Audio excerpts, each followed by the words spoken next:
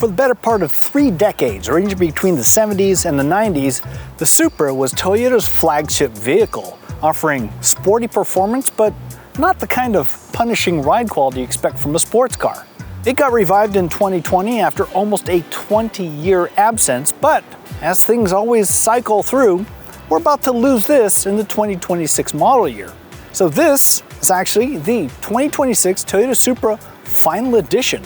Before we get into this quick review, do us a favor, hit those like and subscribe buttons below to get all of our latest content. The Final Edition is on sale now, but it's only going to be on sale until the spring of 2026. Mechanically, under the hood, it's pretty much the same with the same output, but what's different are some of the performance adders.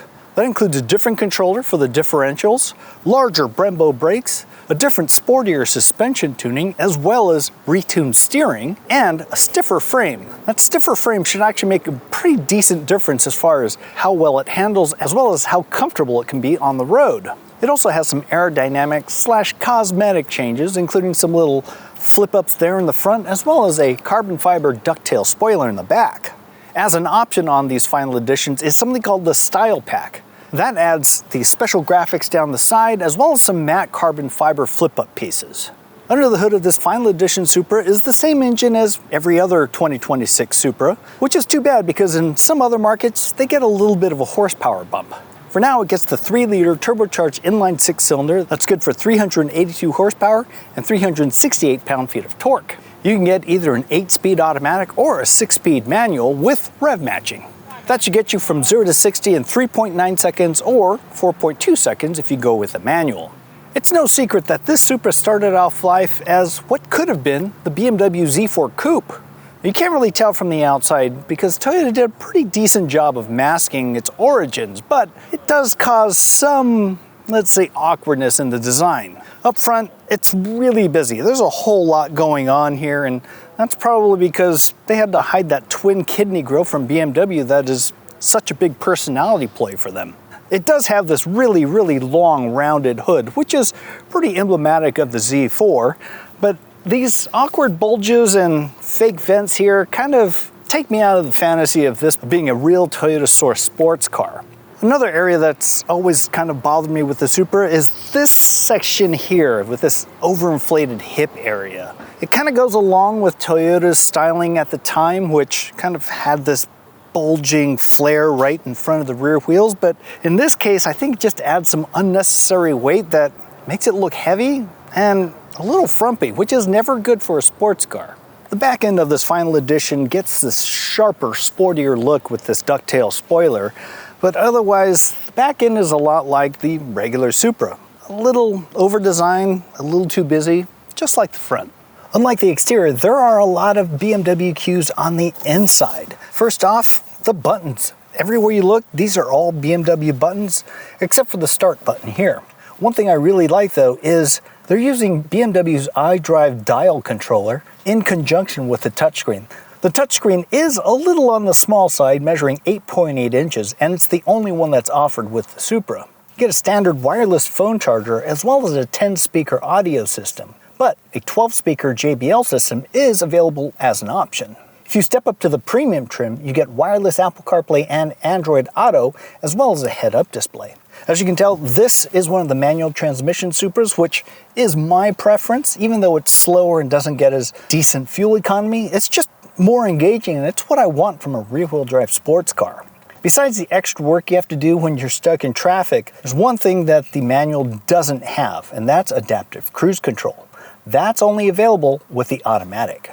Another part that's kind of a callback to BMW is the way this cockpit feels.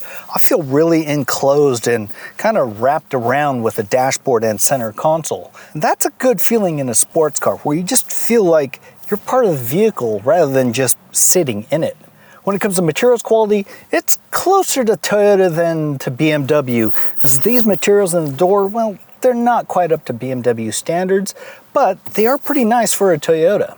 Naturally, as a two-seater, there isn't an abundance of space and there's obviously no rear seats, but overall, it's kind of a sports car that you can live with on a daily basis. All right, so as a special treat, I'm going to take you on a lap around Sonoma Raceway, or Sears Point if you're nasty. And that'll give us a better indication of what it's like to really wring the neck of the Supra in a legal and safe environment. Out of the pits, heading up to the turn. Oh yeah, there's no mistaking that this is rear-wheel drive because it's lively back there. Yeah! Once we get on the brakes, give it a downshift, straighten out the wheel over this turn so we don't go into the gravel. It's one of my favorite parts, a little hard braking, trail all the way down, on the throttle. It's just good stuff. It feels balanced, it's intuitive, there's no surprises. Yeah. Here we're going to the carousel, real left turn neck bender, holding it out, maintenance throttle, maintenance throttle, maintenance throttle, then onto the throttle, here we go. Yes, baby. Now we have the double apex coming up. This is one of my favorites also because I really get to pivot that rear end around. Here we go. Feel the rear end come around. All the way out to the edge of the track, and we're done. Into the S's. Clip the second one. Breathe. And that's pretty much it for Sonoma. It's a predictable, fun, entertaining, and energetic car that's just a blast. Tons of power, more than I probably need for this track and this particular chassis. So yeah, this is a great track car. Definitely demands a little more finesse, a little more attention because it's rear-wheel drive and not all-wheel drive, so you can't just mash the throttle when you're coming out of a turn. You gotta kind of tease it, gotta bring it back in slowly, and that is what I love about racing, and that's what I love about sports cars. Prices for the GR Supra start just under $60,000, and at the top, the Final Edition starts just under 70 grand. That's a pretty solid car for the money, and I gotta say, it's super entertaining, and yeah, I am gonna miss the Supra in several ways. But as the Supra plays its swan song to say goodbye to us, there is a slight chance we might see another Supra maybe in the next 2 or 3 years. There are rumors that they're working on something with a hybrid or plug-in hybrid with over 400 horsepower, so one can hope. Now, it's also interesting that the next Supra, if it does come out, will be a totally Toyota product rather than this unique partnership with BMW.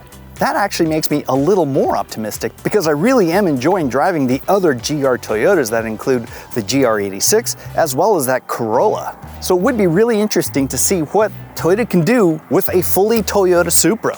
But what do you think? Would you go for the Supra, one of the other GRs, or go with a competitor, something like a 2 Series from BMW or maybe the Audi RS3? Let us know in the comments what you'd go for and what you like about the Supra as well. As always, thanks for watching, and don't forget to hit those like and subscribe buttons below, and we'll see you in the next review.